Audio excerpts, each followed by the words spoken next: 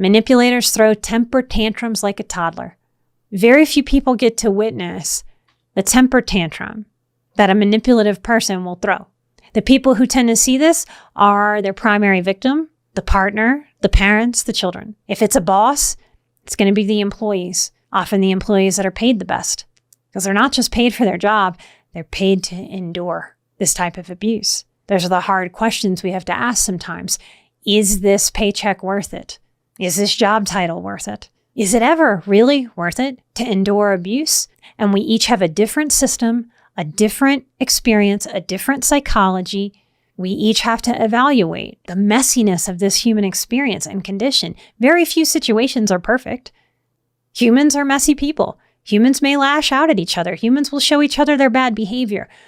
We all are tasked with figuring out enoughness, the amounts that are reasonable to tolerate, the amounts that are unreasonable to tolerate. The tantrum, when we see an adult tantrum, and I do have an episode where I encourage you to tantrum. The nuance there is it's okay to get stuff out of your body. If you weren't allowed to tantrum as a little girl or a little boy, you might have to let that buildup of energy out of your body. The difference is in that being an experience that helps you release versus throwing your temper tantrum energy at another person to upset them, to hurt them. It's a pretty big difference. Now, it's true that people who manipulate, they tend to feel really insecure. The arrogance of narcissism is a real cover-up mask.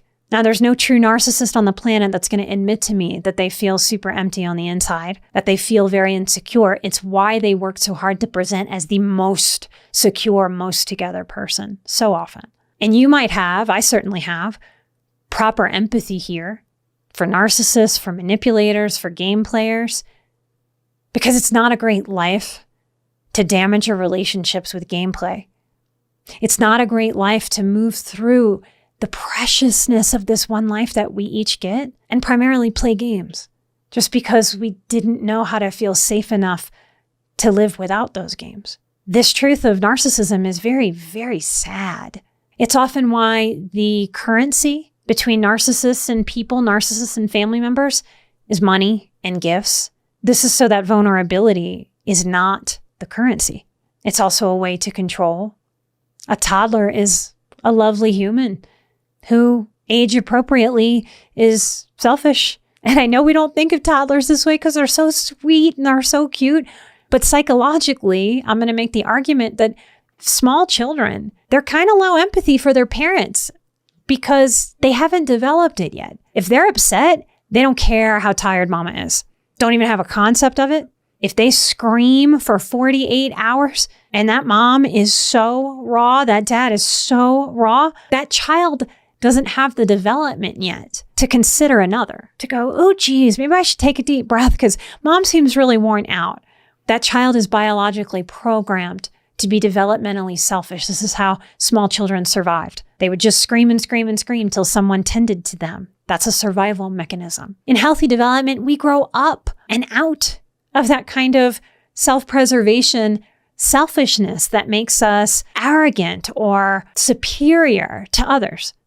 It's okay. It's even healthy to have empathy for the struggle in a low maturity person. It's okay to have compassion for whatever trauma created a low maturity, high game playing, manipulative human being. The problem with recovering people pleasers is that they tend to give the entirety of their empathy and compassion away. We maintain a balance here.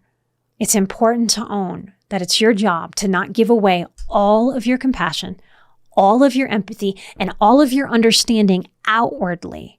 You are part. You are someone who gets to have that compassion and empathy from yourself. Retain some of it for you. You are the part of the relationship equation that you have the power to change and evolve. You really don't have any power to change or evolve another person. Remember to find Emotional Badass wherever you get your podcasts. Make sure to hit that subscribe and follow button to get more videos like this in your feed.